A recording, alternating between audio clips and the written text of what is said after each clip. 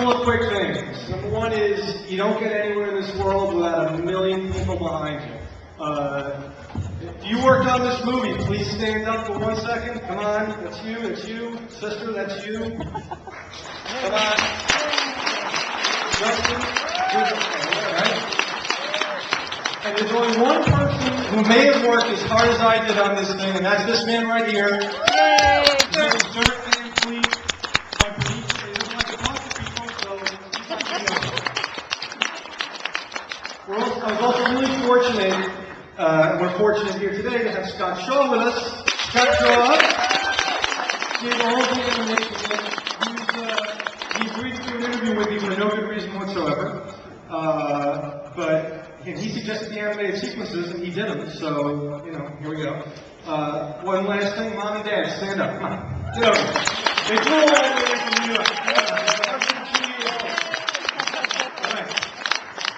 So, if you guys are into comic books, then I think that you have the same responsibility that I do, which is to get other people who don't read comics to dig comics. The other day I told Miguel that he was on the radio and they referred to him as a comic book collector, and I said, "You're not a comic book collector, you're a comic book evangelist." You mean that in the best possible way. Yes, now if you give me your money, God will save you. Okay, so, questions out there? No questions. Make up a question. Ask me my favorite color? Let me say something about Miguel. I met Miguel here at the San Diego Comic Con, and he asked me if I'd be interested in participating with an interview. And he came over to the house, and we even spent all afternoon shooting questions. And, I'm an old fart. I'm 57 years old, and I've been working in comic books for about 40 years. Started out doing underground comics, and now I mainly do children's comics and The Simpsons. I write and draw The Simpsons. But I was so impressed with Miguel's passion, and that's what really made me, he's one of my best friends now, because we had so much in common in terms of how much he wants people to read comics. And believe me, I grew up in the 50s when everybody read comic books. Now it's a tiny niche audience, but if there were more people like Miguel, maybe we could turn it around. Well, thank you. Yes, sir. Have you considered graphic novels? Yes, graphic novels are a type of comic. Absolutely. And it's weird because I think that those words make people think that it's not stupid stuff, which I kind of object to, but what the hell? If it gets people to read comics, what do I care? When I was a kid, we called them funny books. And of course, as a kid, I kind of hated that because my mom would go, "Oh, are you going to buy more funny books?" And Mom, they're comic books. But privately, I'd call them funny books. And now I'm trying to bring that term back just because it doesn't make them so lofty. It makes them something that's fun and entertaining. So where do you go from here? What steps are you going to take to make the feature? Well, talking about 3 networks and 1 production company. Edward James Olmos, as you saw before, I got it to him through his son, who is a big comic fan, and they just bought into it. They bought into what I'm trying to do, and by being able to say that Olmos Productions is behind us, I got people talking to me. Once they watch it, they say, there's something to this. I don't. My goal is to trick people, into learning something, to trick them the same way I get tricked when I watch the History Channel. Like, who the hell cares about Hannibal, his march across the Alps? But they put in some interesting music, some nice cuts, a couple of guys talking, making it sound good. Now you're interested.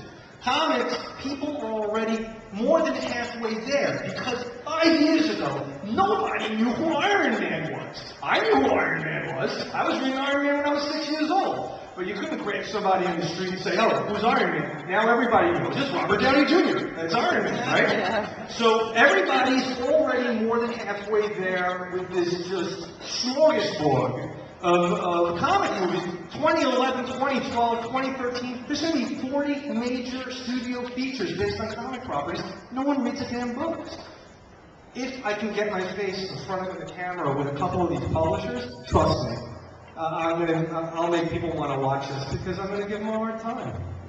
Miguel, would you stop being so deadpan? Could you bring that enthusiasm? Hold on, Dad, you're not.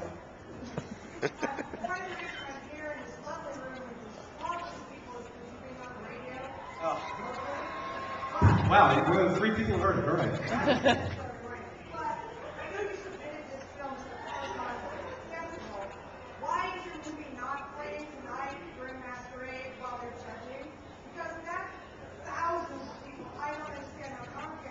You gotta ask them, sister. I don't know, but I'll tell you what. They should have seen it as it was submitted as something that was worth being in front of the people who aren't here. Who have other things. I can only tell you this. One of the jurists was the person that got me on the radio. They watched all these movies months ago.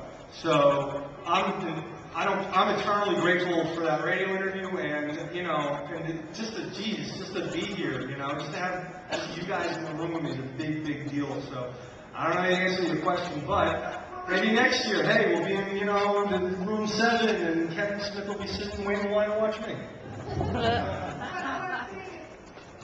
I think the other group for lobby, the group that puts this on, they should care about this same idea, not just the people that you submitted the bill to, but the rest of the people who work for Comic-Con feel the same way. I agree with you, but I think they're too busy counting the money to get from studios, and that's part of the problem, right? I mean, I've been going to this thing for, 12 years? And every year there's less comics, and every year there's more extravaganzas with Transformers and whatever. Look, you can't blame people for following the money. If I'm going to blame anybody, I'm going to blame the comics industry for not doing their jobs. They're bad businessmen. They're not doing it right. I'm going to put their feet to the fire. I'm going to embarrass them. The way they already embarrass themselves, I'm just going to do it to them in front of a mass audience. See how they like it. I see how the shareholders like it. I mean, for God's sakes, what, are they scared to make money? Go out there and get people to buy your product. It's the craziest thing I've ever heard. I've always found that when I was doing comics for DC Comics in particular, but I think this would apply to any of them, they only start publicizing comics once they're already successful. If they were selling cars instead of comic books, we would all be walking.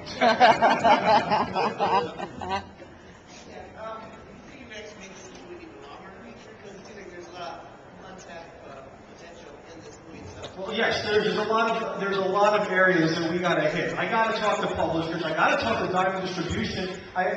Look, Diamond Distribution is what, 95% of North American distribution? I'm gonna go to the Securities and Exchange Commission and say, excuse me, sir, define monopoly for me.